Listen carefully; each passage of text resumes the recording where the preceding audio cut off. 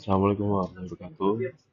Perkenalkan nama saya Cakra Pamungkas, mahasiswa aktif Universitas Bagri angkatan 2022 Fakultas Sistem Informasi.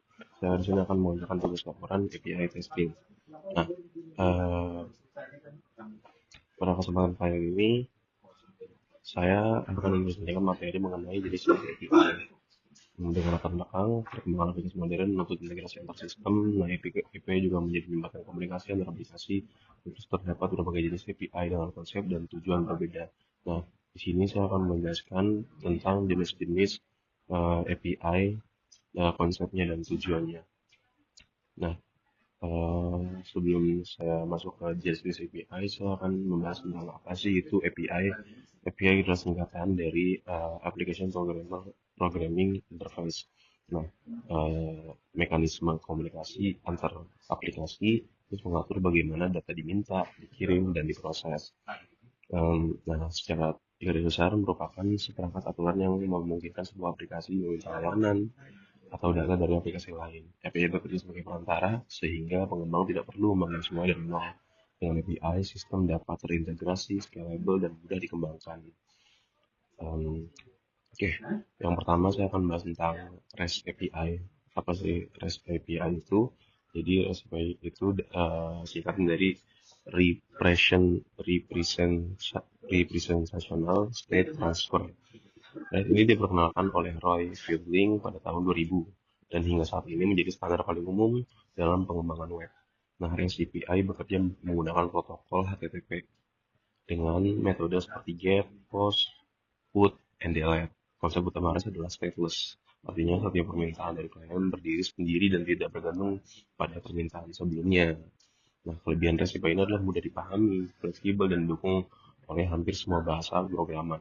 Oleh karena itu, REST banyak digunakan pada layanan publik seperti Google Maps API, GitHub API, dan Twitter API, dan masih banyak lagi. Namun, REST API memiliki kekurangan, yaitu sering terjadi overfetching atau underfetching data. Karena klien harus menerima data sesuai struktur yang disediakan oleh server. Nah, setelah itu ada yang namanya SOAP API atau disingkat Simple Object Access Protocol. Nah, jenis API ini merupakan protokol komunikasi yang lebih tua dan bersifat sangat formal. SOAP menggunakan format XML dan memiliki standar bawaan seperti WS Security, sehingga banyak digunakan pada sistem enterprise yang membutuhkan tingkat keamanan dan keamanan yang lebih tinggi. Kelebihan SOAP terdapat pada struktur yang ketat, keamanan yang tepat, kuat, serta error handling yang jelas. Nah, oleh karena itu, SOAP masih digunakan pada sistem perbankan, asuransi, dan pemerintahan. Namun, kekurangannya adalah SOAP bersifat berat, kompleks, dan kurang fleksibel jika dibandingkan dengan API modern. Setelah itu ada GraphQL.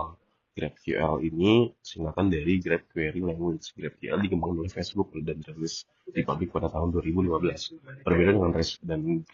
Berbeda dengan REST, GraphQL memungkinkan klien untuk menentukan sendiri data apa saja yang dibutuhkan.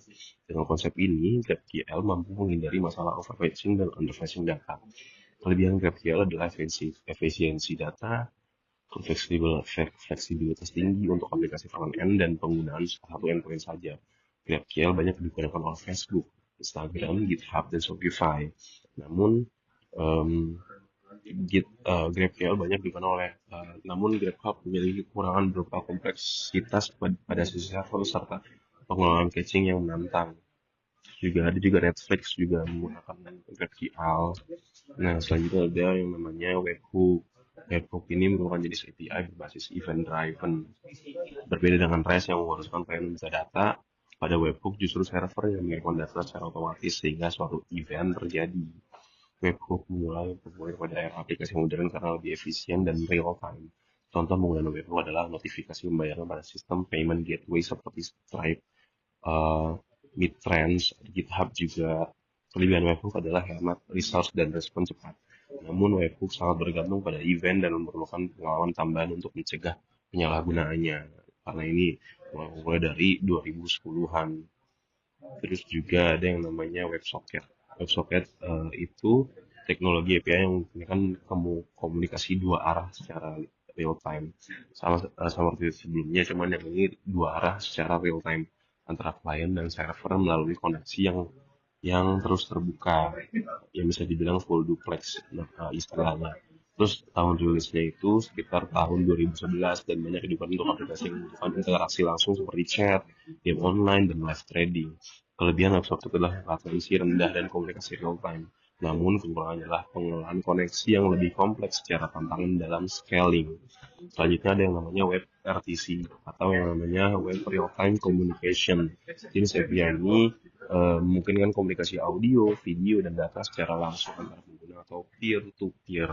Web RTC dikembangkan oleh Google dan Web3C sekitar tahun 2011 juga dan digunakan pada aplikasi video conference seperti Google Meet, Zoom, dan Discord. Nah, kelebihan dari API ini adalah latensi yang sangat rendah dan tidak memerlukan server perantara. Jadi nggak perlu punya server perantara untuk transfer media. Namun WebRTC memiliki kompleksitas implementasi yang cukup tinggi. Nah, selanjutnya ada yang namanya GRCP. Nah, GRCP itu apa yang namanya disingkat, kalau singkatnya adalah Remote Produce Call dan dikembangkan oleh Google pada tahun 2015. ERCP dirancang untuk komunikasi antar layanan atau service to service dalam arsitektur microservice. ERCP menggunakan protokol buffer sebagai format data yang membuatnya jauh lebih cepat dan ringan dibandingkan REST. Kelebihan ERCP adalah performanya yang sangat tinggi, efisiensi bandwidth, serta dukungan streaming data. Karena itu GRCP banyak digunakan oleh perusahaan besar seperti Google, Netflix juga, Uber juga untuk kebutuhan internalnya. Namun GRCP tidak mudah dibaca oleh manusia dan kurang cocok untuk public API. Oke. Nah, untuk kesimpulannya adalah setiap jenis API itu memiliki karakteristik dan tujuan penggunaannya masing-masing. Tidak ada satu jenis API yang paling benar, tidak ada. Melainkan pemilihan API harus disesuaikan dengan kebutuhan sistem. Secara garis besar, SOAP tergolong API tradisional, REST sebagai transisi, sedangkan GraphQL, gRCP, WebSocket, dan WebRTC merupakan API modern yang mendukung sistem real-time dan scalable. Mungkin perjalanan dari saya sedikit aja. Terima kasih atas waktunya. Kurang lebih maaf. Assalamualaikum warahmatullahi wabarakatuh.